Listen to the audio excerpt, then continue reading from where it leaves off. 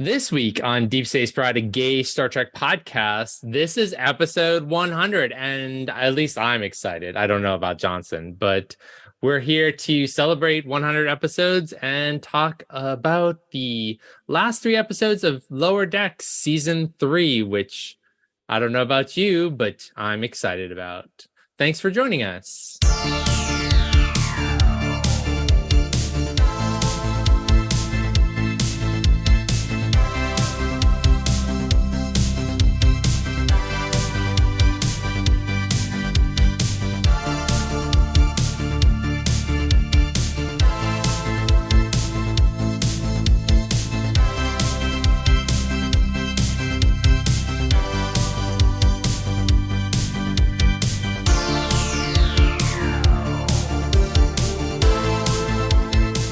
Hey, Johnson, happy 100th episode. Hey, Mike, happy 100th episode / birthday. It is. It's a big deal. Anniversary. I guess an anniversary or whatever. I don't know what to call it. Well, it's a big deal. 100. We're 100 episodes old. Yes. Cheers Though, to that. again, if you count the episodes that we never really published, it's like, I don't know, maybe 105 or something.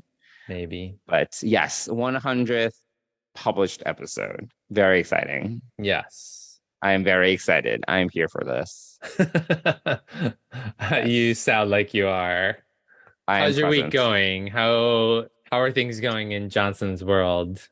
The week is going okay. It's been a very hectic and busy couple of weeks at work. It's good. It's fine. I am going to conferences. I'm traveling again in a few weeks. It's a lot, but yeah, it's probably going to be pretty busy through the end of the year. It's going to be pretty nonstop, but here we are. That's usually how it goes though, towards the end of Q4. So it's okay though. I've been looking forward to recording this 100th episode nominally, but yes. Nominally, yes. Yeah. How about you, Mike? How's your week been? I am getting I'm over strep, but yes. So I had strep throat last week, so it's a good thing that it was an off week because I was in no condition. Well, yeah, and I was sick too, but not with strep. I just had a cold. It was just annoying. Lasted a few days. Yeah, I'm recovered now. Well, congratulations. Thank you. Sasha, you're welcome. But yes, no, I've recovered. I was very congested. It was annoying, but I am back to normal for the most part. Yes, back to baseline, exactly. Survival mode. Yes. Well, that is good. And I am back to mostly normal as well. Although hopefully I still have some congestion, so hopefully that won't affect our episode tonight, but we'll see. Me, fine. You don't sound abnormal. Yeah. And your internet's working, which is a plus so far. My what? Your internet is working. Yes. Let's not jinx things here. Let's not jinx it. Oh my word. Yes, we want the 100th episode to record smoothly without any freezing or other impactful events that require my additional editing and off-screen yelling at you for mentioning that I am freezing. So there. All the things sometimes it's really bad. I don't know if you know how bad it is. Sorry. It's kind of terrible. So yes. But anyway, we're here to celebrate 100 episodes though. So yes. Positivity only. Yes, please. Yes. Please. Thank you very much. Yes. So we've been doing this for over 2 years. Over 2 years, yeah. It was everyone asked me about this podcast and they're like, how to come about, how did you decide to start a podcast? And the easy explanation is that it was a pandemic podcast. It's like one of the many, many podcasts that launched during the course of the pandemic because people had time on their hands. They realized that they had things to talk about and share with people. And they decided to work on a podcast, order a cheap microphone from Amazon, get some free software, and get going. And yes, it was the year that launched a zillion podcasts, and we're one of those. Yeah, but I feel like we survived all of that. Like, I feel like those ran out pretty quickly. Things, people, there's not suddenly a slew of people publishing their milestone episodes like we are. So, in that case, I feel much more accomplished because we've lasted this long. We've made it Sure. to 100. Hmm. Um, Yes, so it I lasted a think that's while. a pretty big deal. But yeah, this is a pandemic podcast, but it's also an idea that I had pre-pandemic. Sure. So there was that. And we get to know each other right before the pandemic Hmm. and started talking Star Trek through text messages. And Right. then Yeah. when Picard started, Picard season one. Yeah. yeah, Picard season one started, and I brought up doing a podcast, and we started recording right as the pandemic started for us anyway in mid-March. Right. I We think we recorded what? We started recording in the middle of Picard season one. Was that right? actually It wasn't at the very start, I think. no, it was towards the end because March was when it sort of was ending. So we were talking Yeah. in our first couple of trial episodes, we were talking It was about towards the end, you're right. we were talking about the ninth and 10th episodes, I think, Hmm. of Picard. So Yes, and little known fact, because we haven't really talked about it extensively, is that originally this podcast was the name of the podcast was the Picardians, because it was yes. supposed to be very Picard centric. But I think I was the one that kind of pushed back on it because I was like, oh, it's like kind of I didn't love the name, but I was like, it's not just about Star Trek Picard. It shouldn't just be about Star Trek Picard. It should be broader in scope and nature. So Sure. that's when Yes. we tapped our friend Nancy, who at the time was working at a naming agency. Basically, she worked for an agency that not similar to copywriters, but they would come up with names for brands, names for companies, and things like that. We solicited her help to brainstorm some names for us. And we give credit to Nancy and shout out to Nancy for helping to come up with Deep Space Pride. This is definitely one of the ones that we were both immediately attracted to in the Yes. it was like I think there were like what like maybe like 6 8 options or something like that. Yeah, we had a few But yeah, choices to choose from, and yeah, yeah. we landed on Deep Space Pride. And yeah, but before even that, so we did a bunch of trial episodes, right? And We did. so Hmm. we finished up Picard in like the first one or two episodes, and then we started rewatching some of season one and two and three of Next Generation. So I mean, part of the Picardians thing was that we both grew up watching Next Generation. Right. Right. So that was sort of our big entry. I mean, I did watch some original series before Next Generation came out, but I went hardcore when Next Generation came Right. out. So Right. Right. yeah, so that was also part of that.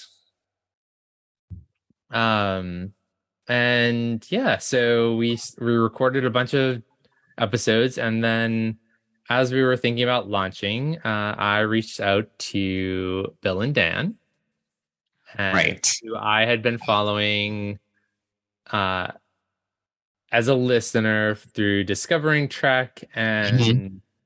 um, and Trek Geeks, and I wanted to know how they launched a podcast and Mhm. get some advice from them. Mhm. And so um, I reached out to them and we had a meeting, and we sent them one of our episodes to listen to. I don't even remember which one. I don't remember which episode that was, but But they liked it. apparently, Uh, yes, apparently I liked it. Yes. They liked it, and we met, and they invited us to be on the network, which Right. And you uh, were like, oh my God. And I was like, who? I was like, what yes, network? you weren't listening to them at the time. I was. I had been, and yeah. yeah, I was kind of blown away by I'm still in shock as to that conversation. So yeah, huge shout out to Dan Davidson and Bill Smith, our executive producers who listened to our demo, not even a Our demo, demo tape, but our demo basically. tape and That's signed essentially us. what it was. Yeah, and signed us to be part of the network. So here we are. We launched officially on the network in Hmm. September of 2020. And here we are in October, wrapping up the end of October 2022. And we've Yeah. hit 100 episodes, and Hmm. we've been to three conventions, two Star Trek conventions, and Comic Yes. I Con. was like three. Yes. We've been to two Star Trek and Comic-Con, correct. Yeah. And yeah, and met a bunch of people, and yeah, it's been quite a couple of years. Yeah. And it's been very consistent. We've recorded almost every week. I mean, recently we switched to a bi-weekly schedule, but if it's been 2 years and we reached episode 100, then, means that we didn't skip too many weeks We if did you think about not. it. Yeah, So, no, we did not. Yeah. So, but things have gotten busier now. Life has picked up again, sort of post-pandemic. sure. And so yeah, we need a little more time to our lives are a lot busier. We're not How stuck are at home. you feeling? How are you feeling the free time that you have gained back from I not having to record every week? don't know that I've gained, I mean, yeah, I don't know if I've filled the time appropriately yet, but it's nice to have the off week to, yeah, just to, I mean, I mean, to do nothing, that's fine too. yeah, I mean, I've watched a little bit more TV. As things have gotten more stressful, I needed like the outlet to watch TV a little bit Sure. more. So yeah, I would say just a little more downtime. I think going for so long, it Hmm. was draining a little bit, and I knew that, energy was running, not low, but energy was just at a premium these days. Hmm. And life is just different, and it's stressful in different ways. And, things that weren't happening during the pandemic are happening. And, so yeah, yeah, I feel like we've gone back to, I mean, the world is definitely different, but I feel like we've gone back to a more like things are busier, people are out, all kinds of things. So I feel Sure. like, yeah, but we still have lots of Star Trek, which is pretty exciting. As Yeah, we kind of there's still talked a about lot of Star last Trek. week. Maybe not 52 weeks of Star Trek, but still kind of close. Still a lot. Yeah, and we have an overlap this week of Prodigy and Lower Decks, which, That's you right. Yeah. know, Hmm. um, is one thing. I mean, we're recording this, a night early, but by the time everyone listens to this, you'll have seen the finale of Lower Decks season 3 and the premiere Hmm. of Hmm. part 2, or is it part 3 of Prodigy's first season? I don't know how to really qualify it, Oh, but I would call it 1B, like season 1B. Okay. 1B. Yeah. Because it is So, that, because we finished the 10 episode arc with a diviner and such, yes.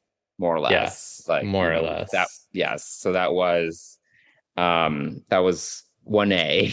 And now Okay. 1B is the chase with Admiral Janeway and Right, such. right.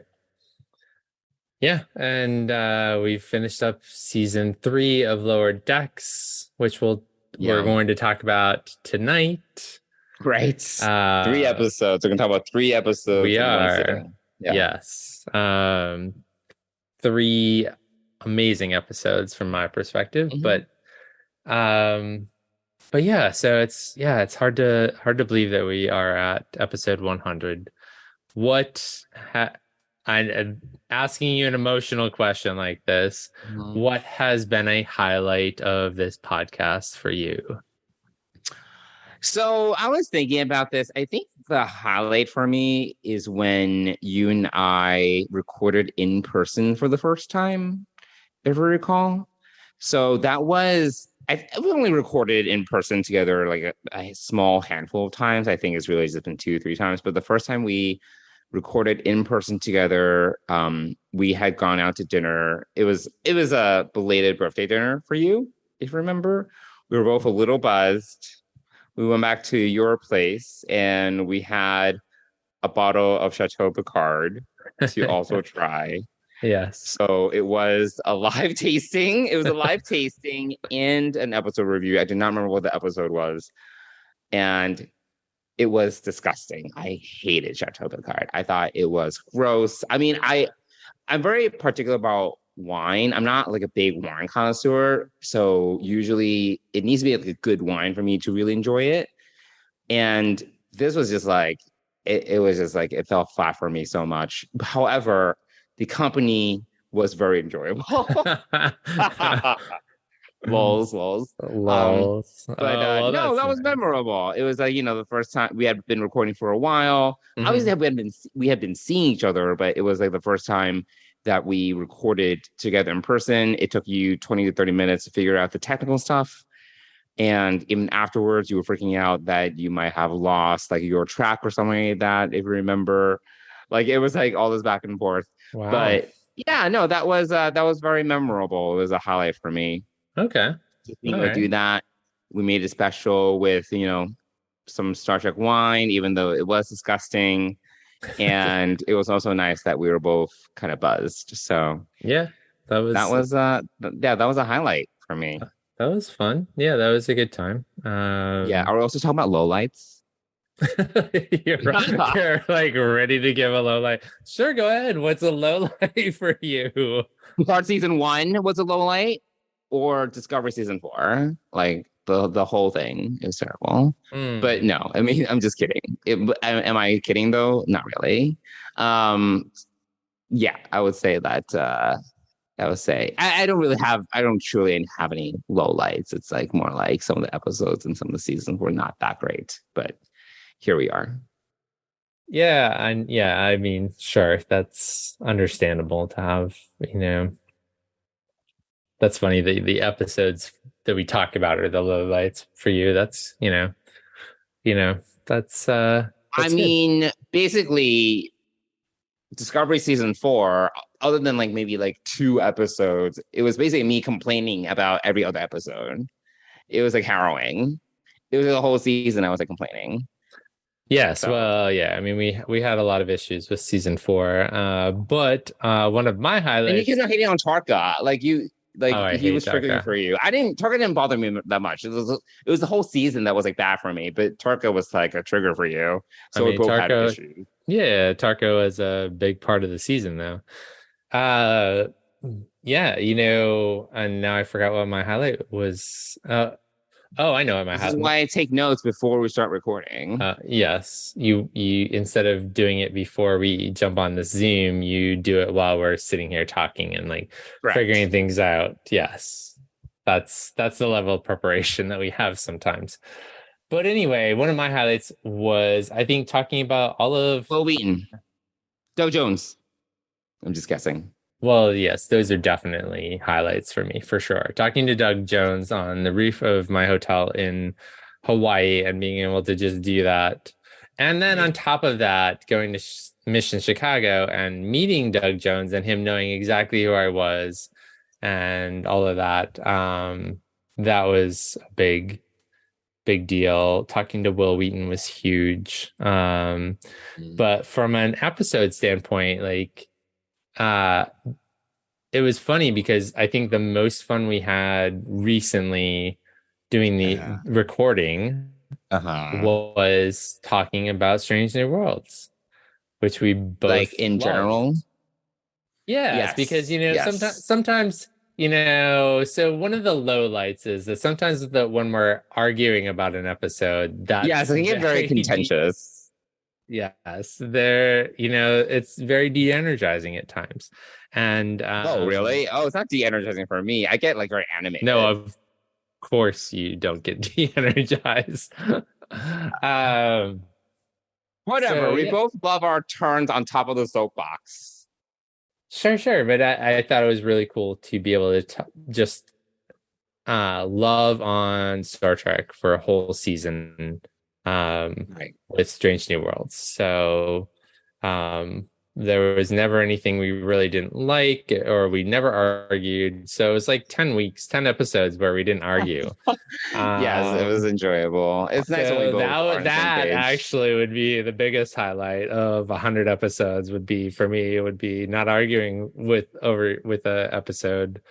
All right. Um, so since we argued from the very beginning of this podcast about Picard, and then we complained about Discovery, and then, We like Lower we Decks had, though. oh yeah, no, yes. And we also like Prodigy. We do like Prodigy a lot, and Lower Decks is also, although Lower Decks has been mixed for me this season. Oh, And except apparently these last three episodes. yeah, no, absolutely. Except for these last, and the Deep Space Nine episode for sure, and then these And three episodes Reflections. and reflections. So Yes, you like to basically have the season, which is not that. I liked. No, it's not that bad. Yeah, 5 episodes out of I 10. enjoy, other than the episode which we will not name, the other episodes outside of those, Sure. were fine. But I am, yeah, no. So yes, going back to my highlight was having 10 weeks of not arguing with you about an episode, having strong disagreements and fighting, which is usually what happens with Picard and or Discovery, Oh my and God. occasionally other things, especially, my thoughts on peanut butter bullshit. And other things. So yeah. Well, the thing is, like, I think, it's funny. We're different people, obviously. No Oh kidding, yeah, no shit. absolutely. And Yeah. you're definitely much more of a half glass full person. And I'm definitely much more of a half glass empty person, which I think our listeners and our friends all know. So, I think even when we're talking about like in my mind, like not a good episode, you try to highlight like what is good about it and you try to see the positive. And I'm like, no, this is fucking terrible. Like even the good stuff was fucking generic.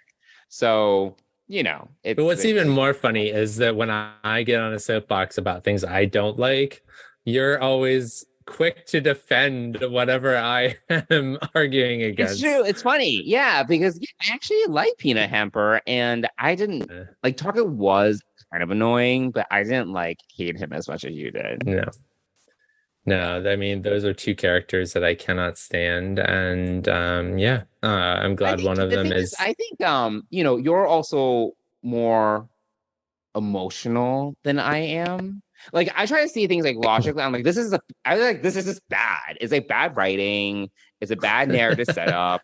Like these are bad ways to develop the characters. I think that those are all legitimate things to say about season 4 of Star Trek Discovery. Like I think you even have to agree. We talked about this, and I'm Of like, there's so much course. potential for the show. I think the reason why I get mad, quote unquote, mad, is because I feel there's so much potential for the show, and they just miss basic things like develop your characters better. Like just write better. But what's Like, come funny on. is that what's funny though is that you will feel that way, yet when I feel very negatively or bad, like I am mad or hate something, you go to bat for those things. Like, oh, it's no Yeah. big deal. So I That's think the great. But reason why why is does like that I'm do trying to that? That doesn't see do it that for like me. because I try to judge things very logically, which is not saying that's better or worse than anything else. I feel this is objectively bad. Like this is objectively poor writing.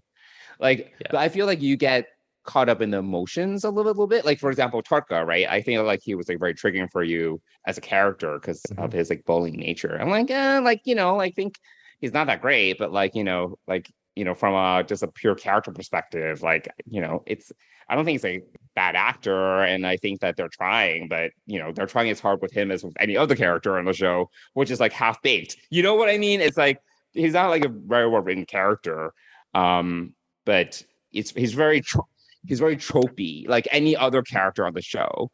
So it's like, I was like trying to like, I think just trying to look at it logically versus like being caught up in the motion of like necessarily just being triggered by the character. Yeah. So, but yeah, you push back on me too. So we have our moments. Yes, we do. We do indeed. Yeah. So, I mean, and definitely throw in interviewing Will Wheaton into those highlights. That was huge because I worked a really long time to make that happen. You did. You went after his agent or whatever. Yeah, but, I mean, I did a lot of legwork for that, and yeah, it was great, and I'm a big fan of his. So that's the other thing. Just like I'm a big fan of Doug Jones, and but that sort of came together differently, obviously. So yeah, I think that those are, I also want to say that like I remember significantly the other episodes that I remember, and one other episode that I remember significantly is our 25th episode, where I don't remember that at all. Yeah, no, I do, because you're like, yeah, what's the big deal? It's just 25, like, call me when it's 50. And here we are at 100, and you bring that same sort of attitude, like 75 episodes later, you're like, 100, what's the big deal? It's just a number, all of these things. And I'm thinking, we have recorded over 100 hours of audio, over 100 hours. More than that, yeah. Probably more like 150. But at a minimum, we have released about 100 episodes that are on or about an hour long, roughly. Some are slightly shorter, some are a little bit longer, but anyway. Significantly longer. We've had like an hour 40 or hour 50. Yes, we have. Yeah. So I'm super pumped to be hitting 100. And I'm looking forward to many more. Because one of the things that one of the highlights is being able to talk with another Star Trek fan who also happens to be gay, and talk about our favorite series and our, and do this on a regular basis. And so that has also been a highlight for me, as this sort of started through text messages, when you would, this was definitely early days it was before the pandemic, but you would be like, have you watched it yet? You would like wake up on Thursday mornings and watch Picard or whatever. And then you'd be like, you need to watch this. Like, you were so on top of watching it the first season. And yes, you were like, did you watch it yet? Like, oh my gosh, did you watch? Like, just, I remember the early text messages that we had talking about this. And so yeah, it's been we're almost, it's been a journey. It has. It's been a long road. No, do not go there. We're not. We are not. No, it's been great. I agree. I wish there were more. Honestly, I wish there were more people in my life that were big Star Trek fans. But honestly, it's like, kind of few and far between. It is, I think, in the grand scheme of things, somewhat niche.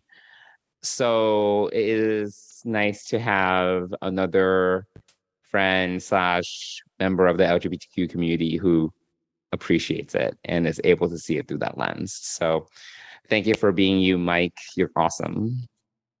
Oh, well, thank you. Thank you for doing this with me and agreeing long ago when I had to convince you to do this podcast.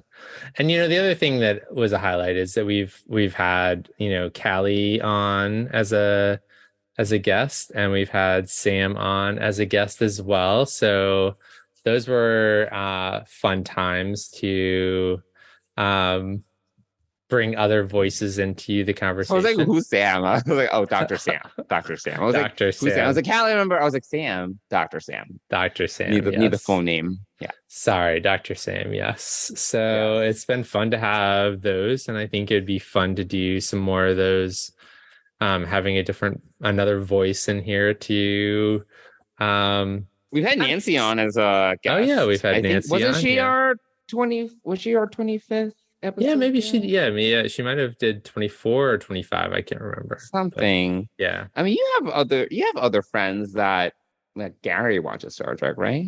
Your friend Yeah, I Gary. think so. Yeah. I don't know that anyone is, well, I'll I guess that'll be You know what part we of. should do? We should have other members of the Trekkie Network on as guests. Well, that's the easy way out They're of, there for the taking. We just haven't tapped into it, to be yes. honest. Yeah. Well, we are primarily the representatives of the LGBTQ community on the network. So, Sure, that's true. I mean, there Yes. are a couple of others, but, A couple so others, just some other people. We should reach out to Lambda Quadrant or something. I don't know anyone in that group, but I don't I'm either. sure. Yeah. But we should, yeah, absolutely. Bad at networking. I'm so bad at networking, so it's all on you. You say that, it's so funny. I am actually more of the introvert when it comes to networking. You have all of these friend groups and Yeah, social but networking is obligations. different. Networking is not the same as I don't know, Mm. friends that I've Well, made through different situations. I don't know. yes. Well, You're the one, but you're the one when we go to these conventions, you want to hang out with everybody, and I'm like, see you back in the hotel room, you know? Like in Vegas, I was Yes. like, bye, Felicia's. I need self-care time. I don't want to be here anymore. Sure, sure. Yes, And yes. you I show up like understand. 2 hours later drunk. Yeah. I mean, what else is there to do but drink and, I know, it's true. talk about In Vegas. in Vegas. Yeah. Yeah. So yeah, we went to Vegas because of this podcast. We went to Chicago because of this podcast. Right. So yeah, I mean, yeah, a lot of cool things have happened, and hopefully more cool things will continue to happen in the future. So Yeah. yeah, um, yeah, I'm looking forward to it. Yes. Here's to 100 plus more episodes at least. 200 episodes. 200 more episodes. Once we reach 300, then I'll really be ecstatic. Oh yeah, sure you will. I that is false. That Oh is my God, false. 300 episodes. Can you think about that? That will take at least another. Wait, now that we're doing bi-weekly, that will take 8 years. Yeah, if I Can you think haven't, about that? no, I don't. I mean, it'll be a miracle if I don't kill you in the next 8 years. So yes, I think it I will. can't. 8 years. 8 years to do 200 more episodes of this podcast. Oh my God. That's Well, crazy. so Trek Geeks, Bill and Dan have been doing this for 7 years, and they are approaching 300 right now. So, That makes sense. Yeah, that makes sense. So, but they're So, smart and they take time off, unlike yeah. us idiots who have basically, and in fact, we've had days Taking where some time off. What are you talking about? We've had breaks. we've had breaks, but we've always front loaded our recording to cover those breaks. Sure. It's not like there No, was we've less taken a couple work. weeks off here and there. We've taken a legit a couple weeks off, just not polish for sure. Right. But on any planned away missions, we have recorded 2 or 3 episodes early to release Right. them while we were away. So Yeah. yes. So yeah. So there we go. 8 more years. You'll be approaching. Hey, could you imagine? I will kill you if you say that number out loud again. Ever. I will kill you. I will. No, that's just crazy existence. to think about. It's crazy to think about. I'm just trying to get through the next year, Just trying to get through 2023. And the end of 2022, please. So, yeah. So there we go. Yeah. Well, shall we talk some Trek? Like that's what we're here to do, right? Yeah. Unless you have Oh, we're anything gonna else you do want to like a share. contest or something. We're gonna do a contest, a giveaway. Oh, I That see. This never is part of got the problem. organized. Yes. We never did get organized, but check our social media. We may have something coming up very shortly. Or not. For to celebrate. No, I mean I have stuff to give away, so I need to give it Oh, away. okay. So yeah. Like things Yeah. to get rid of. Yeah, like DVD sets. No, I don't even have a DVD player, so Yeah. that we've gotten promotional stuff. Oh, I have a DVD player. I have a PS4. I have a DVD. Duh. I'll see. But yeah, no. So yeah, we'll definitely have some things to celebrate. Check our social media. We'll get on that um this week ish. Yeah. So More or less. more or More or less. less. Yeah. Yeah. So are you ready to talk some Star Trek now? Or do you Yeah. have other reminiscence that you want to share about this journey so far? No. I already got on my Discovery soapbox. I don't need to go back on it. like, Yeah, like, you do I'm not. good. No, we're good. We're good. Yeah. We're good with the soapboxes. Yeah. All right, Well, is cool. there any Star Trek news for us to talk about? Oh gosh. I mean, I have not seen anything significant. I mean, there's like Um, some stuff, but I don't think any of it, like you're saying, I don't think any of it's like, oh my God, like what's happening? yeah, no. Um, No, I don't think there's been yeah. any real news. Obviously, Prodigy is doing their, PR campaign prior to this season 1B, as you named it.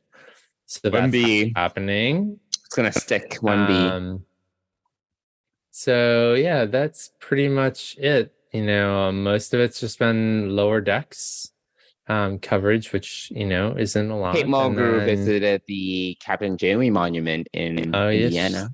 that's right. I do remember That seeing that was that cool. briefly. Yeah, yeah. I don't know if that's big news, but that was kind of cool.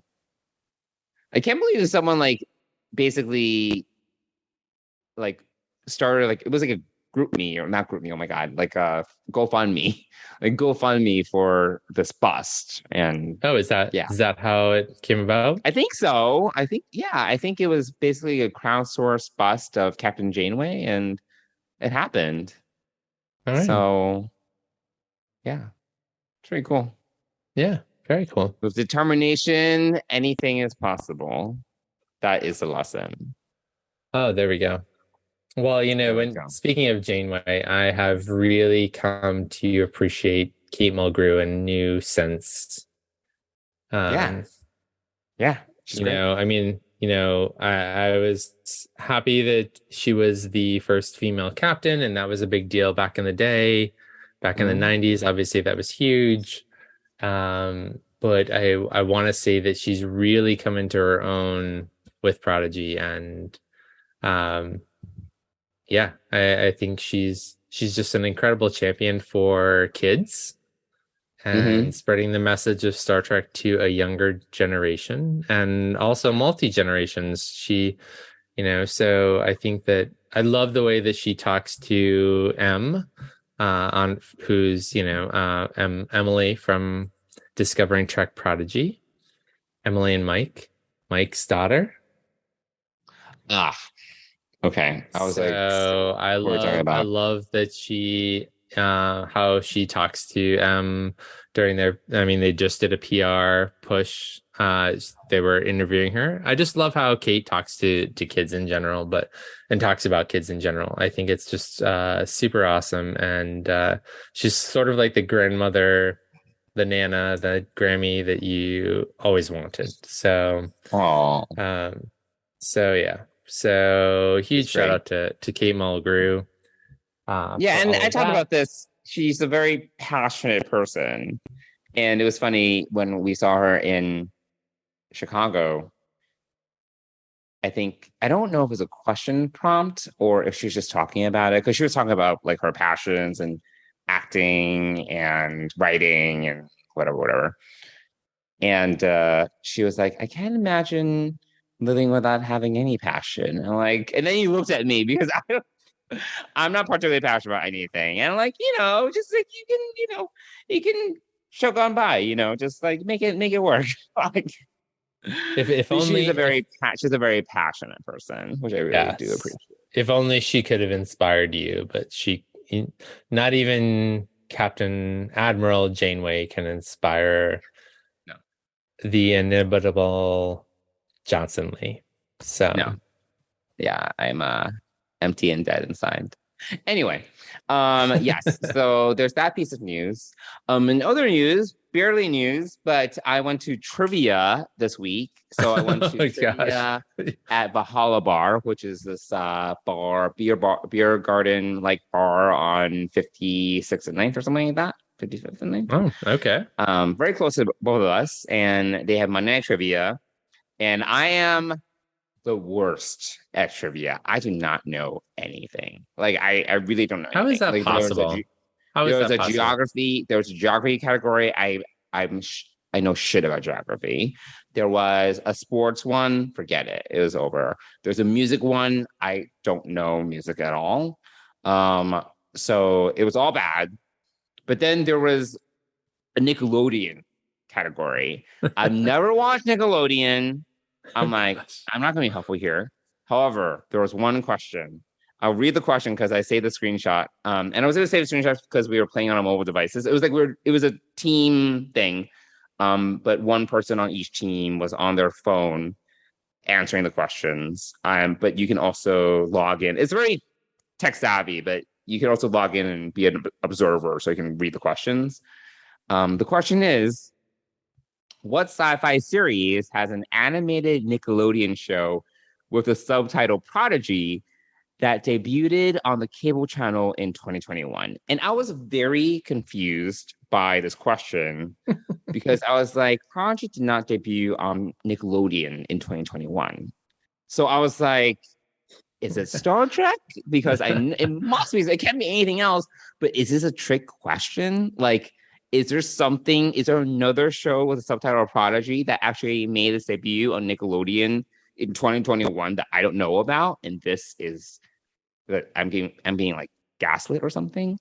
And I was like, no, it has the question. Well, like the question is structured incorrectly, and it is what other show has Prodigy as what other sci-fi series for that matter has Prodigy as a subtitle? Right. So everyone on my team was like, oh, and I was like, it's Star Trek. And they're like, are you joking? Because I was joking leading up to trivia. I was like, I will only be helpful if there's a Star Trek related question or category. And I was like, it's Star Trek. And they're like, are you shitting? And I'm like, no, it's Star Trek. And then they still thought I was joking. I was like, fucking write Star Trek down as the answer. So it was very, I was very insistent. So yeah, it was Star Trek, but the question was wrong. It was, it was not written correctly because it didn't make its debut on Nickelodeon until this year, and it technically made its debut on Paramount Plus. So it's very confusing, but common sense persevered. And ever the literalist you are, but yes, you went for the details of the question instead of the spirit of the question. But again, that's on brand. So no, yeah, because I don't know, like it's trivia, so they're not.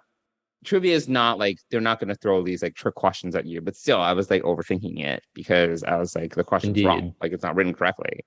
So yes, you were definitely overthinking it, but I'm happy that you could contribute one bit of Star Trek knowledge to the group. Yes, and that was it. And then they kept on going. I was like, I don't know any of the answers, but I was able to. You were useless otherwise, but you did know correct. Star Trek Prodigy, so kudos. Yeah, a lot of the questions were actually the Nickelodeon category. They were very niche. And having never watched Nickelodeon, I was like, I have no idea what's happening. So Indeed. here we are. Well, there you go. Yeah. Well, look at that. A little glimpse Cool. into Johnson Lee's personal life, one of his many social events on his calendar. Trivia would again not be my top choice for social event because again I'm not good at trivia, but it was nice to see people. And I don't drink beer, so I didn't even drink anything. So here we are. Yeah. Yeah. Beer garden beer, yeah. Yeah. Yeah. Yeah. Yeah. All right. All right. Cool. Well, let's talk the final 3 episodes of Lower Decks season 3. Wow, just 3 amazing episodes. We're going to start off we're going to talk about all of them, but let's start off talking about the first one, episode 8, which I know you know the title off the top of your head.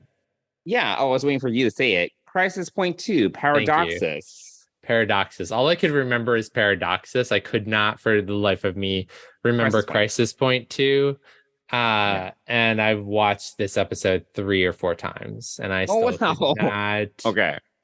could not remember the front end of that. All I could think of was Paradoxus. But Captain Kirk? Oh my, no. It's Captain Sulu. Oh my gosh, Captain Sulu. Even better. Sorry about that. The mailbox said... I took this place off Kirk's hands. He had to go and time travel, or who knows what. The man could never relax. What is this place? Pretty nice spread, right? There's even a hot tub in the back.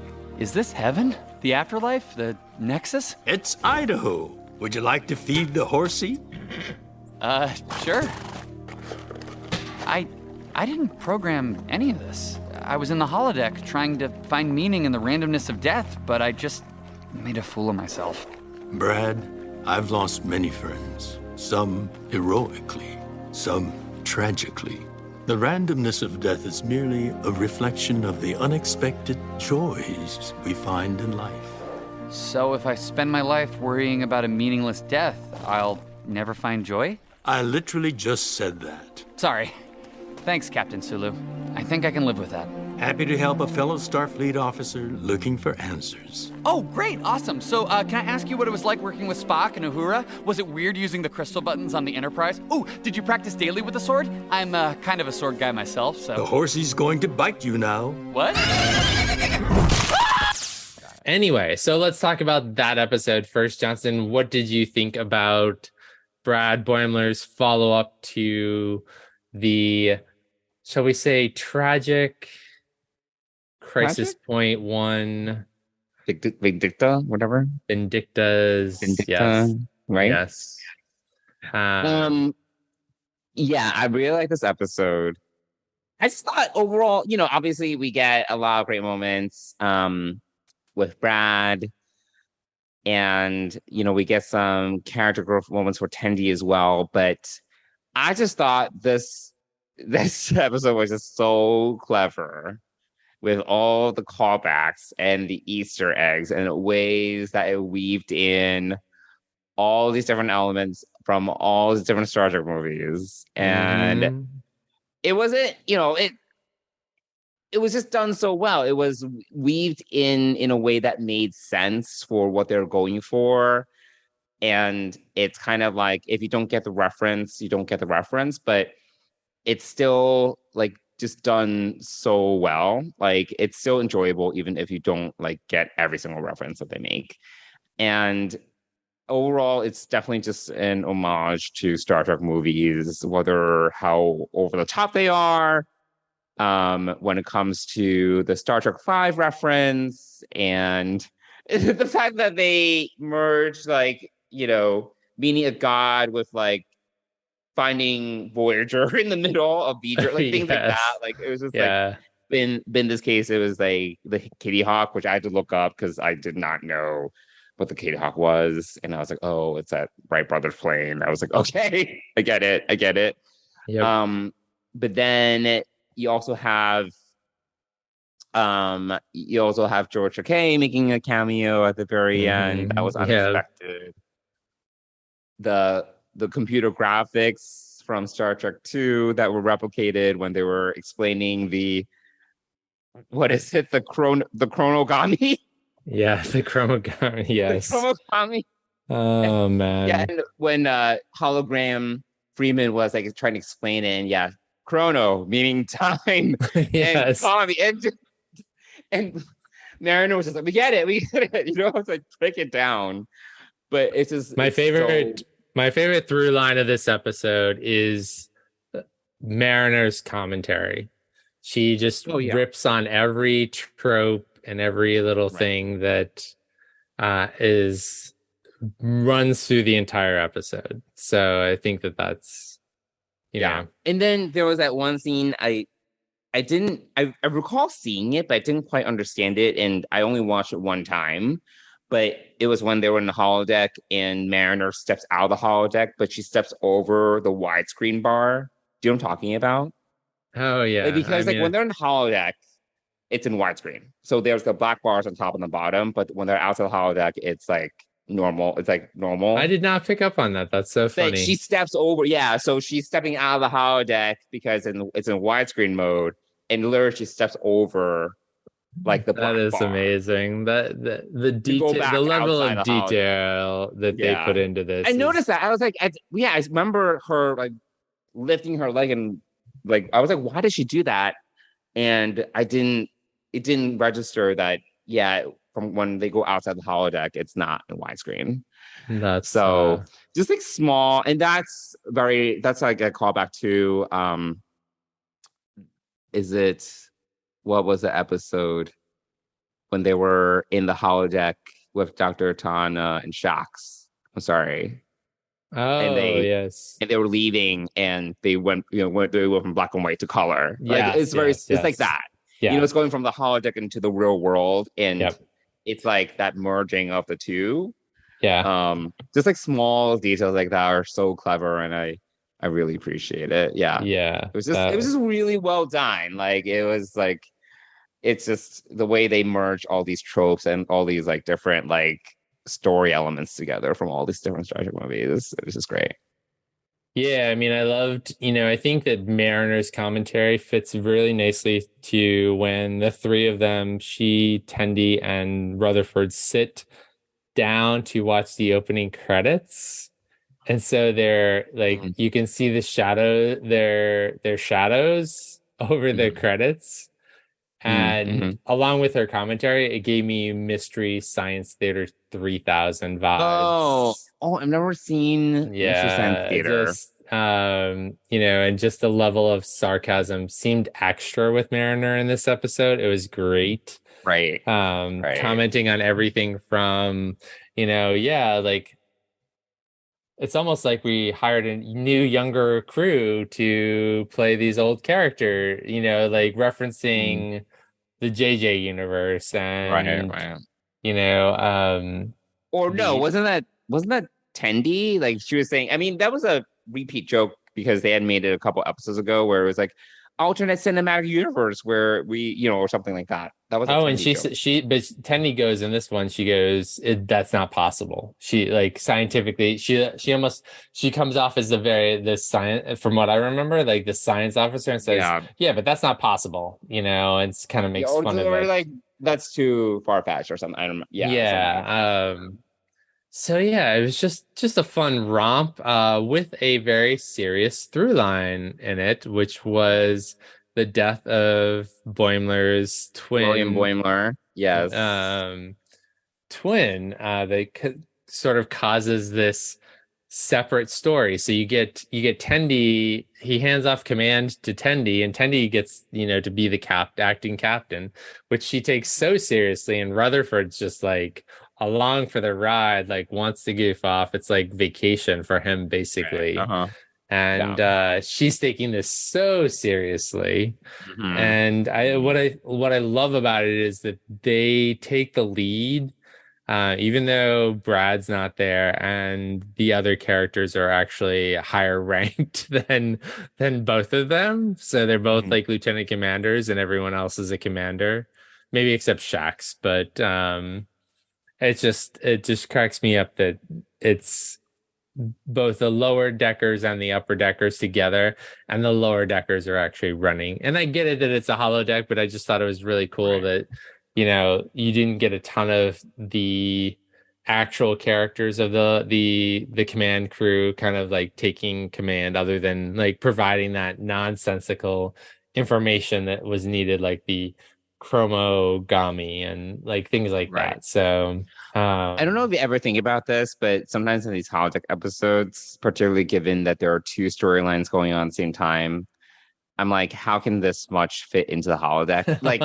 physically. Do you ever think about that? Like, because I did think in about the that. TNG, I did think about TNG that a technical little manual, bit. they kind of, what was that? I did think about that a little bit, because when Mariner leaves to go for her evaluation and comes back, she comes back into Brad's part of the Right. holodeck, not Right, into Tendy's. So it's very interesting that, how that works out. I thought that was kind of funny, and one of those unexplainable kind of things, but Yeah, no, it's kind of funny. And the TNG technical manual has the whole section on the holodeck and how the technology in the holodeck is supposed to give you the idea of perspective. And even if two different characters two different people in the holodeck, rather, like how that works. But this was like literally like there are four people in the holodeck experiencing two complete disparate storylines. Yeah. And I was like, and even throughout, like,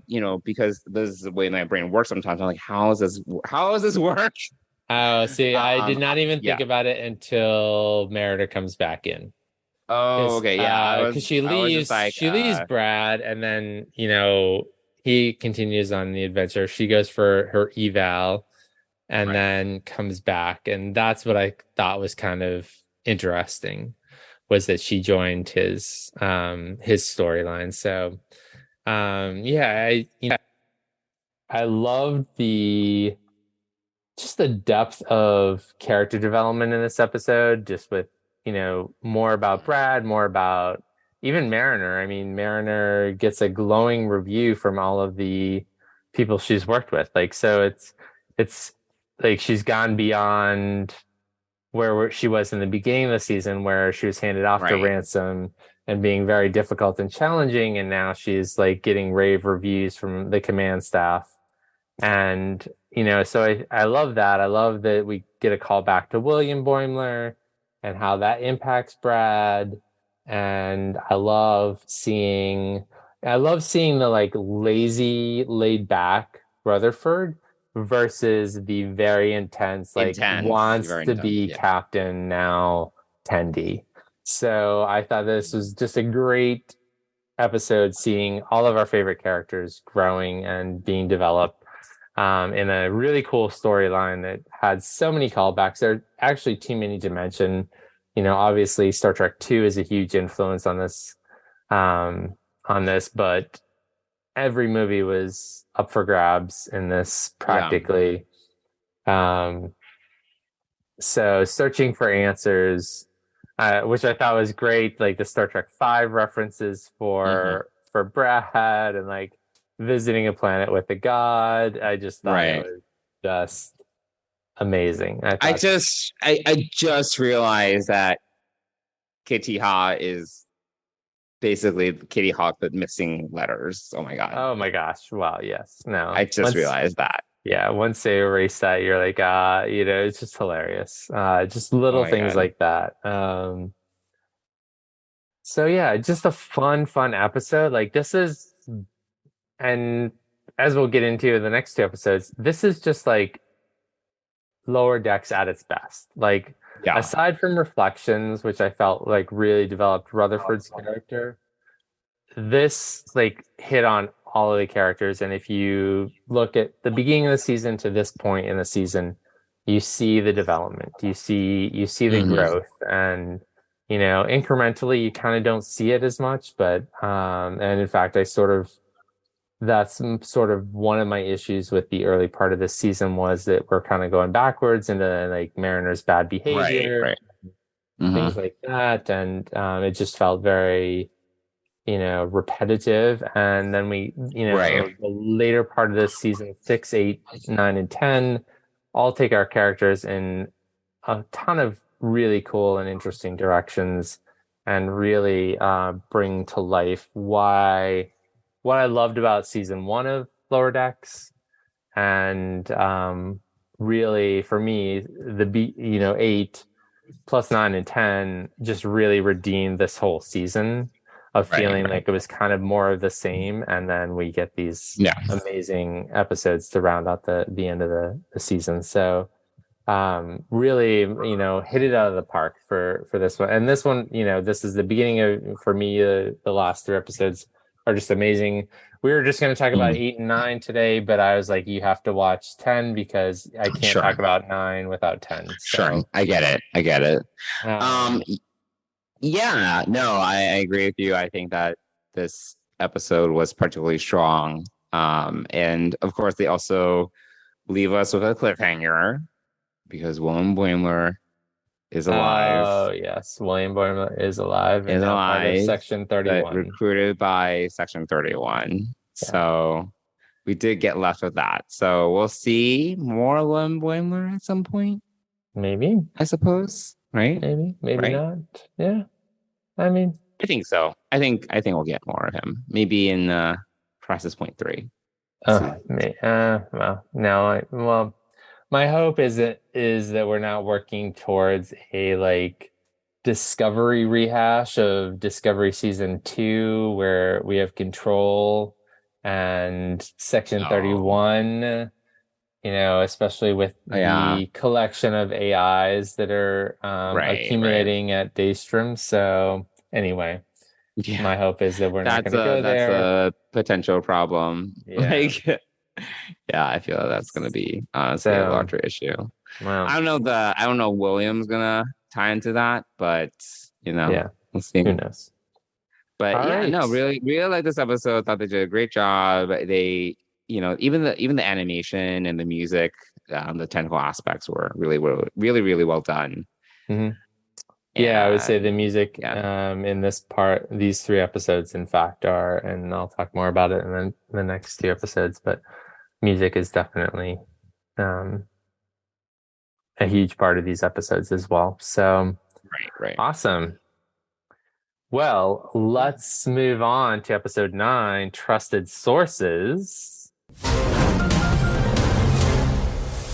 In my time on the Cerritos, I experienced a culture of conflict between the crew. I mean, ops is clearly the best. We never had to take a spa vacation like engineering. The captain totally lost it, by the way. Those engineers are so hard to deal with. Well, I got turned into a puppet on my very first mission. The crew never held it against me, though. Oh, you should have heard Quark scream when he was being carried away. I'm sorry, what was the question again? Although there were some who had nothing but praise. Well, there's a family you're born into, right? And then the family you choose. I've got both here on the Cerritos. If you're measuring by heart, this is the strongest ship in the fleet because we've got the best captain at the helm. My mom. But this sole voice of California-class exceptionalism was transferred off the ship just for talking to me.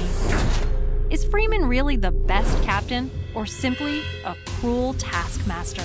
Get to see a very excited and then very stressed out Carol Freeman. Yes. And how basically shit rolls down the hill in this episode. So what were your thoughts on Trusted Sources?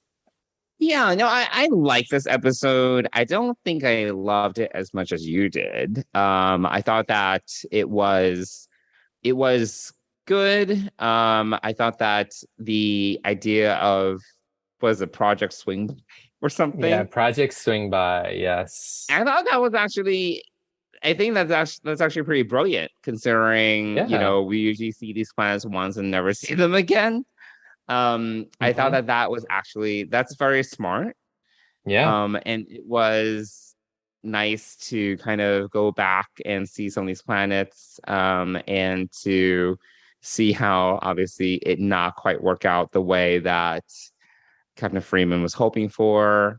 We get some great action with the Breen when they visit Brekka and all that. That was a lot. Haven't seen the Breen in some time. Yeah, it was a very stark difference between that and Onara, right? Onara. So yeah, I loved the callback, and also how quickly number one there, what can't I think of his name? Ransom. Ransom, thank you. Ransom knew Onara right off the top of his head, and He did. said, "Hey, What did he say? didn't that was Picard? Oh yes, yes. like 17 years ago." I'm like, "Holy crap!" Like, really? Yeah, Like, I was like, I don't remember. I don't remember. To be honest. What episode? What TNG episode was that from? It's from a season 1 episode, and it actually, so funny enough, it is actually from the person who, Merrick Buttrick played one of the people in this first season Star Trek Next Generation episode. He played David. Was it Symbiosis? Sons. What?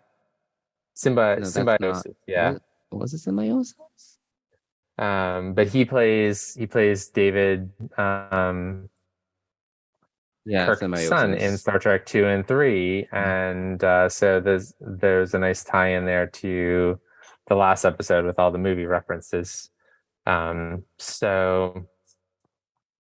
yeah, there's that nice little tie in to that. But yeah, it was kind of funny how nothing, other than that mural. So you get the mural. Oh my god, the mural was really funny.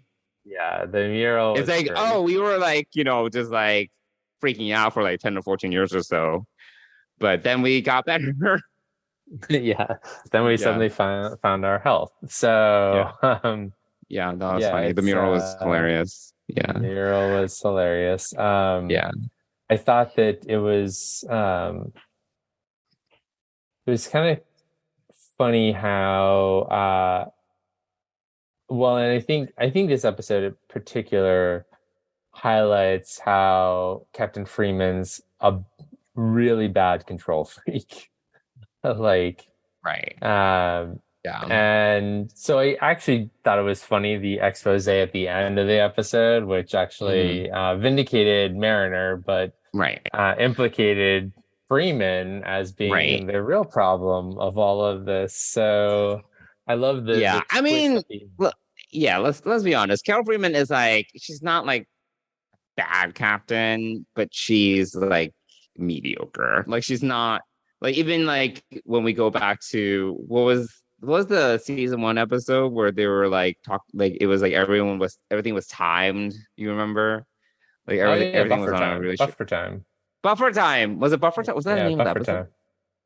I don't remember. But we'll have to look that up. That was Buffer Time. That was what they were talking about. But Buffer Time. Yeah. Thank goodness for Temporal Edict. Oh, I knew it was a very clever episode name. Temporal Edict. Yeah, of course they have. But yeah, she's not like a great captain. Like, she's fine. Like, she has her moments. Yeah. She has moments where she wins and she does do a good job, but other times it's like questionable, I think that was my qualm with this episode, because I feel that Mariner, even to us as an audience, was really set up to kind of fail. And I feel it was a little bit too much where essentially everyone like did not believe her when she was like, yeah, I didn't say any of this stuff. Even like her friends, Jennifer.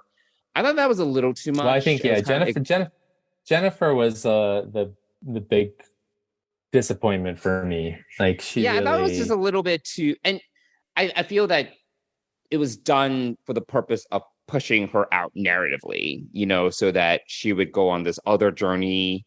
And then realize in the next episode, the finale, that, I actually want to go back to, I want to be in Starfleet, like, I feel like it was a little forceful, which is what I didn't like about this episode, because it just felt like, I don't know, it felt too forced to repeat myself. But I mean, that was a big issue with this episode. Oh, see, I think it was, as we'll find out, I think that's part of the lesson. What I think you get the real reason at the end of this finale. You when Carol and Mariner are reunited in in the lounge, that's when you In the mess find hall. out the mess hall. Yeah. So, that's, that you get that later. I think you kind of have to like understand that even though you just saw in episode 8 that she got a raving reviews from everyone, that there's still this underlying mistrust of Mariner, mainly from her mom. I think that like she's getting all these rave reviews, but it's not from her mom, or her mom I just has feel never like seen it that. was extreme that the whole crew basically turned them. Even Rutherford Tendy and Boimler were like not quite believing her. They didn't like quite support her, and I thought that was a little much. I just thought that was a little bit, again, trying too hard to make this happen. Yeah, but I also feel like Mariner set that up to some extent as well, because it wasn't like, oh, hey, I need to tell this reporter all the good stuff like that happens, like the real story. She thinks, she really played that off as like her determined self that was not going to be stopped. She was going to tell the truth. I feel that's where what I'm saying, though, when I feel we were also kind of led down that path as an audience too. Like even with like the way that they were setting up with what she was saying, the way that she was like sneaking around to like talk to the reporter. Like even we as the audience were led to kind of be like, okay, Mariner wants to tell the reporter the dirt on, the Cerritos, right? Like I feel that they were really trying hard to like make that happen. And at the end of the day, like that's not, oh yeah, subverting expectations, like I don't know. It just didn't quite do it for me. But I don't think it didn't ruin the episode for me. I just didn't think it was like between the 3 episodes, it was like a bit weaker. I still enjoyed it overall though. Yeah, I mean it's I felt like everything flowed in a way that made sense to me, even though you feel it was sort of forced. I felt like looking at the behavior of everyone, specifically Mariner, you kind of thought, I mean, even the audience was led to believe that, she did say all these things, and that sure, but that's what I'm saying. Like, I feel that they were trying really hard to fit this narrative for her to leave and make it believable that she would resign. And for that arc to complete, right? That for her to want to come back in the finale. So to me, it felt a little shoehorned, but it wasn't completely. Yeah, I understand what you're saying. It's not completely out of left field given Mariner's history.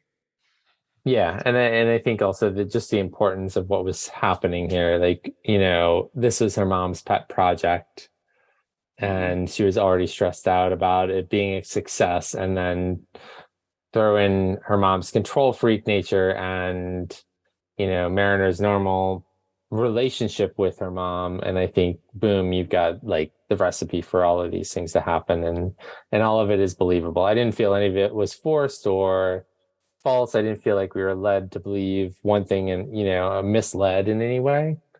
But I really enjoyed it, and I thought that when we get the TMZ style report at the end, the FNN reporters are all very expose. It seems like that seems to be their MO. Yeah, so it was kind of it was funny to see how that all came out, and to see that it was everyone else who like basically crapped the bed, and Mariner was the one that was, as the reporter says, the lone voice of positivity or whatever.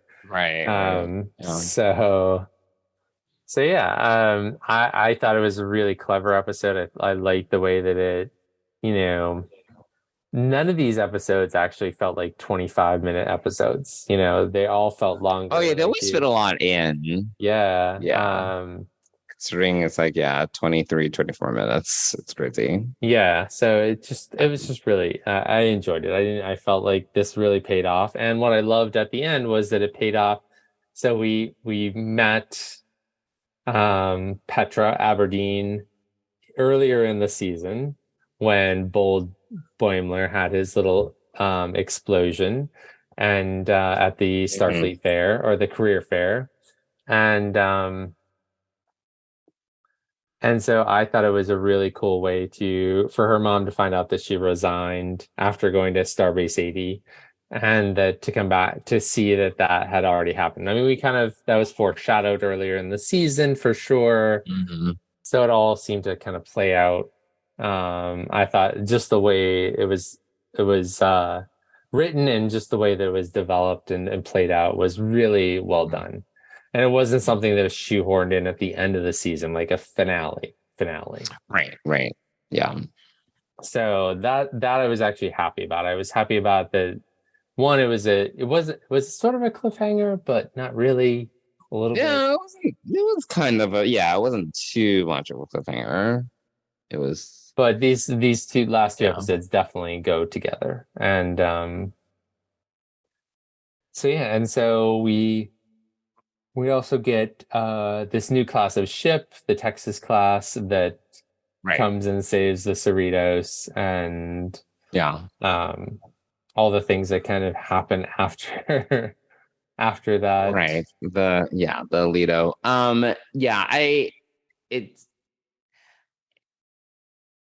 It's kind of like when is handing controls over to an AI ever a good idea in Star Trek? Right. Yeah. It's always very problematic.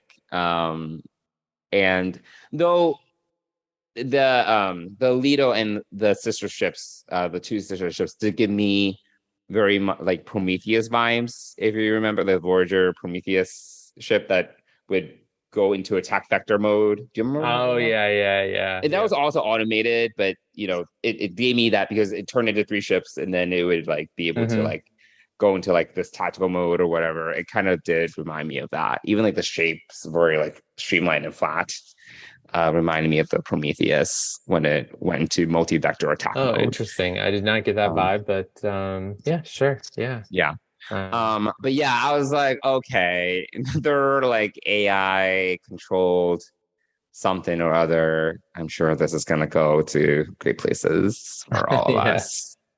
Well, and that sort of leads into the next episode, right? So, the finale, what is it called? The Stars at Night. The Stars at Night. Thank you. I was thinking of a flag full of stars, but it's the Stars at Night. Oh my god.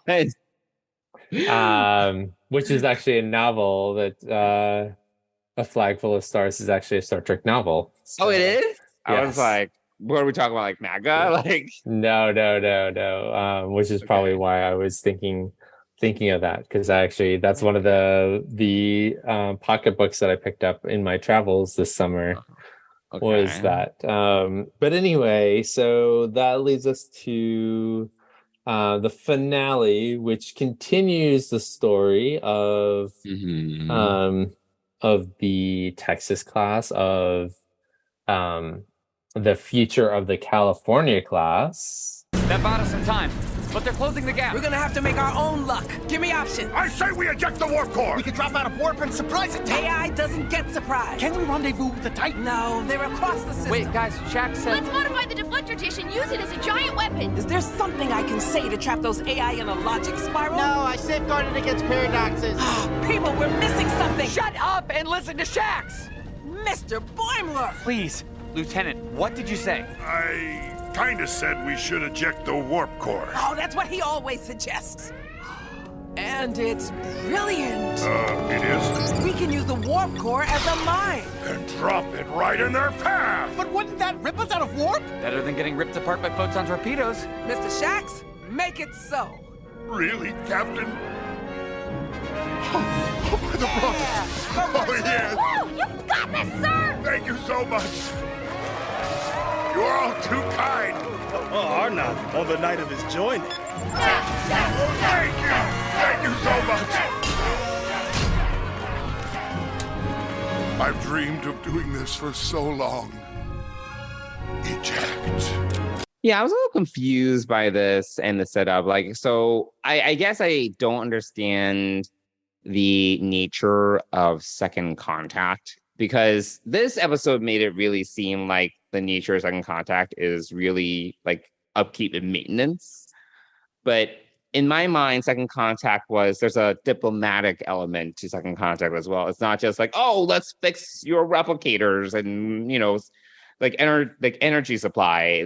But this episode made it seem like that is literally the prime objective of second contact. So I was a little bit confused by that, because I was like, how is an AI ship supposed to like reinforce diplomatic relations, like, in second contact? So that threw me off a little bit. I do have larger questions about that. But yeah, I don't know if you registered that at all, but that was something that struck me. That's funny. I didn't think about that piece of it. Because when they were gonna race, I was like, what exactly are they doing? Like, like I don't get it. But yeah, I think there was some definite inequity in that piece of things, because I think that was sort of the fallacy of this whole Texas class thing, was that, basically it's like you don't even need a crew you can just send empty ships with replicators to do this work and to, that sort of thing. So and I guess that's the nature of second contact, then maybe that is more efficient in some ways. Like if you to equip the Cerritos with an industrial replicator, you know what I mean? Then they will do their jobs much more efficiently. But where's the human touch in second contact? I guess that was right. Like there was that issue with the planet where they're like, oh, like there are microbes or whatever, but where's like the diplomatic, like human alien connection, or what you want to say about second contact? I feel that was a point that was somewhat glazed over for me. Yeah, I would agree. I think that's definitely a hole in this story a little bit, but again, it's like, it's sort of like the penny pusher, just the bean counters, like what's more efficient, what's, like, and when you think about it, there are thousands of planets to follow up with in the history, and they're all in various stages of development. First Contact assumes that they have interspace travel, and they have warp, yeah. So and apparently one united government, but not all the time. Sure. So there, there's some, and then what happens after that? You introduce them to the Federation, and then what? Like what happens?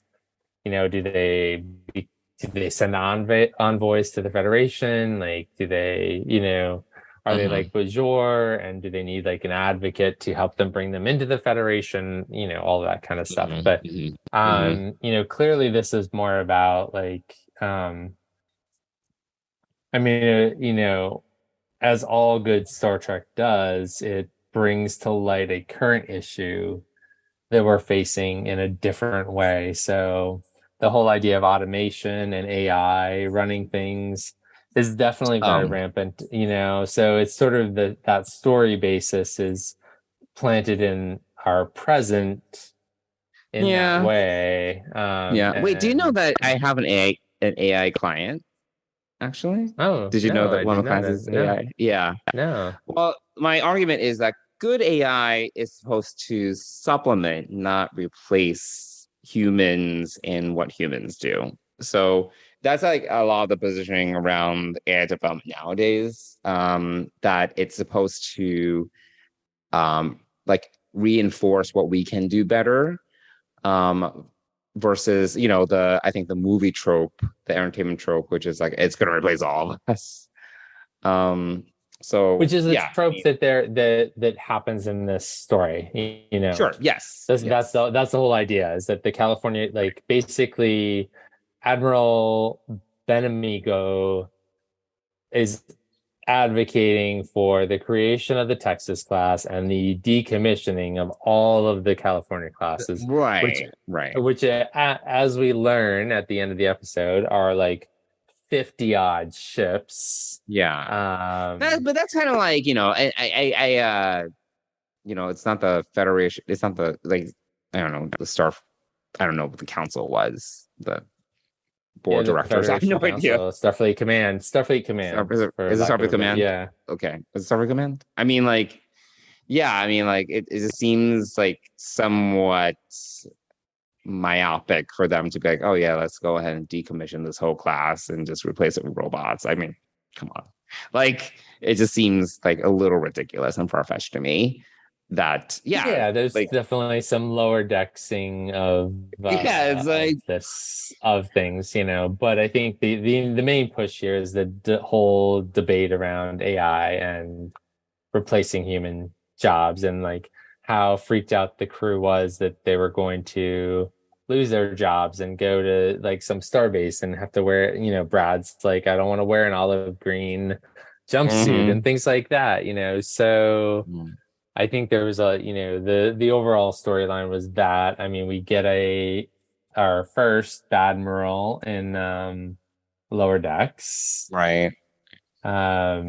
We get a resolution to the Rutherford storyline, which totally right. I didn't expect that to come back like this. Not expecting that at all. I did. Yeah. You did pick up on Rutherford's interest in this Alito class, the Texas class ship, and you know, his fascination with the code of it, right. Which seemed, you know, right away that's his focus, and nothing else kind of, you know, he kind of he was really fixated on it. He was super fixated on that. So you know, you could sort of see it, but I wasn't expecting like the resolution to be like the answer to who is behind Rutherford's implant and all of that. Right. Or the fact that he had been working on a version of Badgie as far back as, you know, 10 years ago or whatever it was, whenever he was. Yeah, I forgot that. Yeah, I forgot about that. Or I don't remember that being mentioned, that Badgie was based on Rutherford's like code or something. Like, yeah, I'd have to go. We'd have to go back and rewatch season 1 when we, you know, first met Badgie and rewatch that episode. But I don't recall that being something that he's been working on for years. And I don't remember. It's been a while. You know, it's been a while. Yeah, it has been a while. So, So, and I just saw something on my screen because I have Paramount Plus up, and I was like, we never talked about Sulu being in Idaho. Oh yeah, all right. Anyway, I mentioned very briefly that Georgia K had a cameo. But anyway, sorry. Yeah. Sorry, I was like, there's a screenshot. Welcome to Idaho, and there's Sulu and Boimler, and I'm like, oh, right. Yeah, we didn't really talk about it as much as we should have. Yeah. That was a great little callback, and just anyway, again, they fit so much into a 24-minute episode that we can't even talk about everything in 10 to 15 minutes. Yeah, I mean, even so Brad, you know, one thing that sticks out to me even on every rewatch of it has been Brad saying something to the effect of, oh good, it's you, not Kirk, you know, essentially, like, you know, like, oh, even better is what he says. Like, right, he says even better. Sulu is even I was like, I don't remember Kirk. Him saying, "Oh, even better is what he says Kirk, when he realizes that it's Sulu and not Kirk." So anyway, but that was a great surprise cameo for sure. And that it was part of this dream sequence that he had after he like basically passed out in the holodeck or whatever, collapsed. But anyway, jumping back to the finale, I have to say that one thing we touched upon before was the music in these episodes was just heavily contributed for me to the storyline and reminded me, one of the things I do really love about Lower Decks is the fact that the music plays such a big role, unlike kind of the live action shows that we have. Right. With the exception of Strange New Worlds, I think Strange New Worlds music is slightly different than, and obviously it's done by a completely different composer. So I mean, Jeff Russo did the theme, but other than that, is it Nami? Nami may even. Oh, I don't know. From Prodigy, but anyway, the music plays such a great role, and it just reminds me of 90s Trek and the music that underplayed all the episodes. And I go and try to listen to the soundtracks for the current series. Sure. And it just does not have, you just don't have those like best of both worlds moments, or like things like that. And these episodes, all three of these last episodes, really, like, the music just is another character in the episode and just makes it all that better. So that is for me. Oh, I know what happened.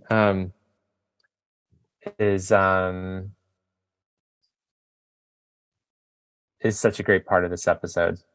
Specifically, right. So the ending when and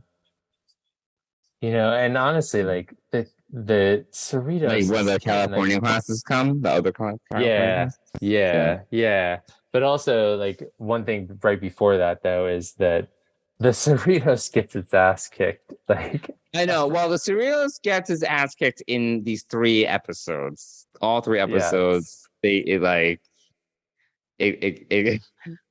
really that, like, in Crisis Point, it's in the holodeck, but still, like, like, it's it's not a very good, like, fight, like, tactical ship at all. Like, it is not a tactical ship at all. Yeah, exactly. There's a fighting. I think this sort of highlights it. This is definitely the limiting factor in the California class ships. So it's funny. They have phasers, they have photon torpedoes, but they're just like, I don't know, they're just not as tactically efficient. But and also, like, their maximum sort of is warp 8, and they're just cruising, like, that's their maximum, and they really have to push it beyond that. And, they were like, they were training at like warp 8 or so. Yeah, very straining on the structural integrity of the ship after that. So and the whole thing with Shaxx ejecting the warp core. Oh yeah, and Brad speaking up about that. I think that that's great. The ejection of the warp core is great, and the crew cheering him on as he did it. That was a little ridiculous. It was a little. I was like, is it like launching a nuclear missile, like that they need 2 keys? It is, they need 2 keys. That was great. That was awesome. To eject the warp core, but sure, like, it was just it was great. So there's that piece of it. There's Brad speaking up, which I thought was great. Like, kudos to him for that. And Bold Boimler comes to the rescue in the right time and place. And then we have Mariner comes with Ramsey's ship, which I thought was great. The Oakland, I think it was. And then, she's, Freeman's like, no, it's not enough. And she's like, Mariner's like, no, that's why I brought them all. And the music, I just, every time I watch that scene, like that whole, like, everything from when the Wayfarer, the Wayfarer is Brad Boimler's ship, imaginary ship, right? The one holodeck. Yeah. But I remember the names of all the ships. I mean, they're all like, they're all cities in California. They're all cities in California. Yeah. I was like, oh my God. It was so great. But they all, all these ships warp in, and so you see, so they focus on 5 San Diego, the San Andreas. Like, I don't know all of them. All of them. But they focused on 5 of the crews. So they got Ramsey, they got Vendome with his all Orion crew. Remember earlier in the season, like, as they're playing Dungeons and Dragons, the Klingon version or whatever, Tendi and Rutherford tell Boimler about Vendome and how he's the captain now of a ship. And right. So he comes in. Yeah, there are a lot of cameos. there was there's that other crew that Dr. Tana accidentally like walked onto the bridge of. Yep. There's that crew. There is one of the crews with the Tellarite captain that they did a mission with, and then which was the one with all the Bolians? Like, what was that? That's one? Vendôme's ship. Oh, that's Vendôme. Okay. Yeah, Vendôme is Bolian. Sorry, I could not think of what race he was. Thank you. Okay. Yeah. So there's the Bolian ship. There's the alternate universe, like Cerritos, basically. Alternate universe one. Yeah. There's the Tellarite captain's ship, and then there is the young upstart who fights with Carol over artifacts. So I just love that you got to see five of the crews and then all the other a lot of guest appearances. A lot of guest appearances. But just a great crescendo of music for that scene. I mean, it was like best of both worlds. Like so great. It was so great. That was one of my highlights. I got super emotional. I thought it was great to see all the California. Yes, I had feelings about the like I enjoyed it immensely. High emotions about this particular scene, but sure. Yes, peanut butter. We know that you do not have emotions. Where's my emotion chip? Gotta turn it on. So yeah, just a really cool ending to all of that, and Mariner coming back at the end and talking with her mom. And this is the point that we don't learn until the very end when Mariner and her mom reunite that, her mom admits that she overreacted and that she should have trusted Mariner. And then Mariner admits that she had spent so long trying to break that trust or show that she wasn't trustworthy. And that's the whole lesson that you don't get in episode 9, but you get at the end of episode 10, that it kind of explains the whole situation that you had a challenge with in the previous episode about how this all kind of played out. And I think that it really shows that, Mariner's whole shtick has been, not to be trusted, to speak her mind, to go against regulations, all those things. And that was her doing. And she really takes ownership for it. And that's what I'm talking about for this whole series of 3 episodes. You see all the different growth you see the growth in Mariner, you see the growth in Boimler speaking up on the bridge, you see Tendi speaking up as well, and you see Rutherford going through this whole realization about his past, and it all coming together in his storyline. So, really just culminates in a really strong finish for the season. For me, these are 3 of the best episodes of Lower Decks. I really have watched them back to back 3 times. Oh my god, that's a lot. They are so enjoyable. It's comfort food. It's brilliant. It's pinnacle Lower Decks stuff that we were raving about in season 1. This is what I would say it's back. For me anyway. So yeah, really strong finish to season 3. I am sad that we do not have more Lower Decks, which is how I felt after season 1. I probably did feel that a little bit about season 2. Maybe not as much, but I am definitely going to miss Lower Decks as we move forward. Yeah. No, it was a great finale. And I'm not sure I had the emotional response that you did, but I did enjoy it quite a bit. It was like, I feel Lower Decks at its best. And apparently there is also a post-credit scene, which I did not watch, but you described it to me, and it sounds like there is. If you haven't, setting something up for the future. If you haven't watched it, go back and pause this recording and then come back. Yes, go watch the last the credit after the credits of episode 10.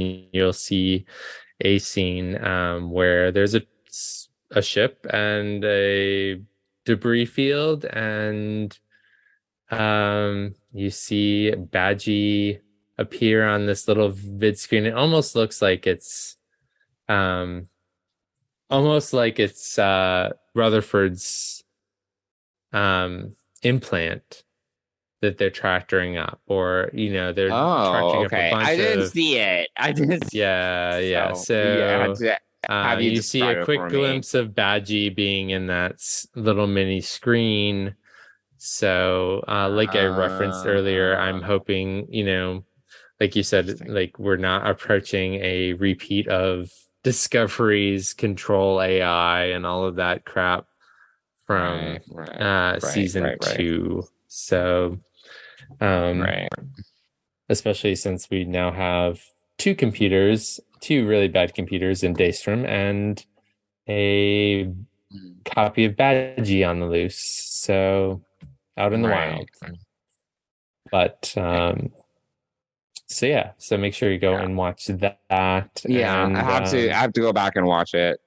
But it's very quick. It's it's barely noticeable.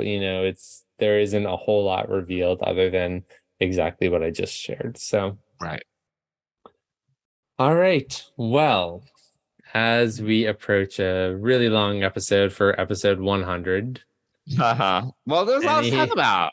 There's a lot to go over. There is. Yeah. A lot of great stuff to talk about. And we'll be back in 2 weeks to talk about Prodigy, but this is the end of our road with season 3 of Lower Decks. And any big hopes for season 4? I mean, my hope is that we don't have like the AI takeover of. Oh my god! I was just about to say, Peanut Emperor coming back. No, gosh, no! Please, no more. Yes, no. I don't need to see Agnes. I don't need to see Peanut Hamper. I don't need to see. Gonna happen. Badgie. I don't need to see these crazy AIs. No, let's try some original, but stuff. Maybe they could do it in a more original way, so it's not like so tropey. We'll see what happens. We will see. But I'm gonna miss Lower Decks, but at least I have 4 of the last 5 episodes. The second half of this season has been really strong. We'll just delete episode 7. That's fine. All right. Cool. All right. Well, I think that wraps it up for our Lower Decks discussion. If there was nothing else. All right. Well, Mike, do you want to talk a little bit about our sponsor? Yeah, Fansets is our premier sponsor of Deep Space Pride and the Trek Geeks Podcast Network. And if you give a listen to the latest episode of Trek Geeks, you are going to hear the team from Fansets jump on the line with Bill and Dan and talk about all the exciting things that they have coming up, including the original Next Generation badge, which was delayed due to they got it and it wasn't right, and so they I remember them talking about that's ridiculous. That's crazy. But in mass manufacturing, those are sometimes the things that you run into. So that is slated to come out in the next couple of weeks, hopefully. So there's that. They've got some new XL ship magnetic pins. They're not really pins. I guess they're pins, but they're called the Master Ship Collection. They've got the Defiant and the. You have one, right? You have the Enterprise A or something. Is that right? I have the Enterprise A. Yes. So. But you can get the Voyager or the Defiant. They are also working on the Titan, I believe, and the Enterprise D. So looking forward to that. A lot of their pins are back in stock as well. A lot of the magnet and a lot of the deltas are back in stock, including the Section 31 pins, the Discovery pins, and also the what was the third one? Prodigy pin. There we go. Oh, okay. So I don't know. Yeah, and there's more to come. They have a lot of pins. And then they're transitioning. Yeah, they have a lot of pins, and they a lot of pins. Yeah, it's great. And they take such like all of their art is original, which I think is amazing. So they do have they are transitioning the Women of Trek line into one kind of Star Trek universe line where they'll have a variety of different characters. And I think the next one coming out is Captain Kirk. They're gonna launch that. They are gonna cut back on the micro coupons, and there'll be more deltas for sure. So as well as a Christmas Murph. Hopefully, if it a festive Murph pin for the holidays. So look out for that.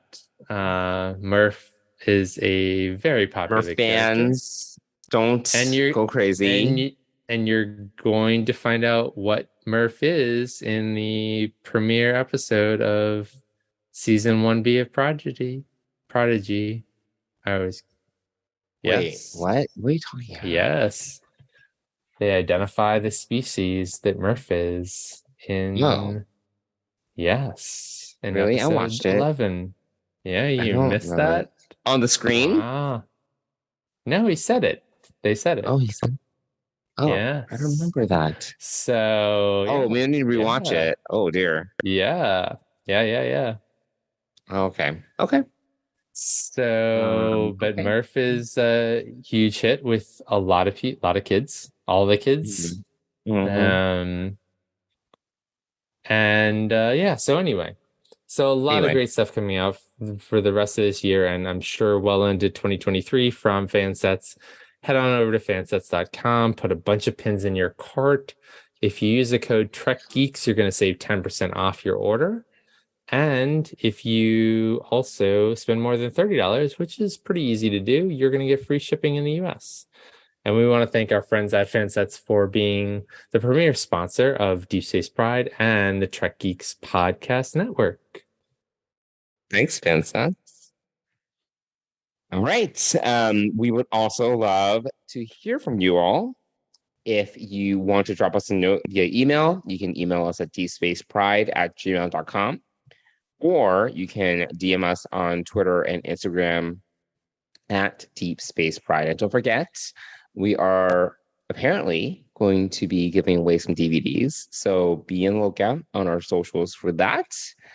And let us know what you want us to cover, if there is anything specific, in the next 100 or 200 episodes of Deep Space Pride. And we'll do our best to do that within the next 2 to 8 years. Yeah. 2 to 8 years. Yeah. 2 to 8 years. Yeah. But I think that covers episode 100, Mike. Yeah, that's it. 100 episodes down. We start the next 100 in 2 weeks. So thanks for listening, everybody. It's been a lot of fun to do this episode, to do this podcast for this many episodes. And we want to keep doing it. So reach out to us and let us know. And also, if you have any great ideas for people we should have on the podcast, let us know. And let us know. We'll acknowledge. Let us know, and also connect us if you have a connection. That's the other thing. Introductions are always best. So sure. Anyway. Thanks, everyone, for listening to us. This has been episode 100 of Deep Space Pride, a gay Star Trek podcast. Yeah. I'm Mike. I am one of your hosts. And I'm Johnson, the other host.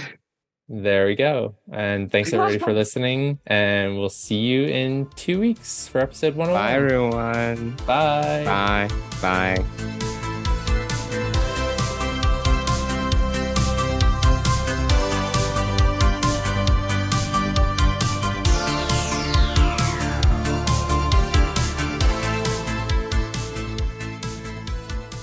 Deep Space Pride is a production of Coconut Media Works. Executive producers Bill Smith and Dan Davidson. For more great Star Trek discussion, discover the other shows of the Trek Geeks Podcast Network at trekgeeks.com or find us in Apple Podcasts, Spotify, or your favorite podcast app.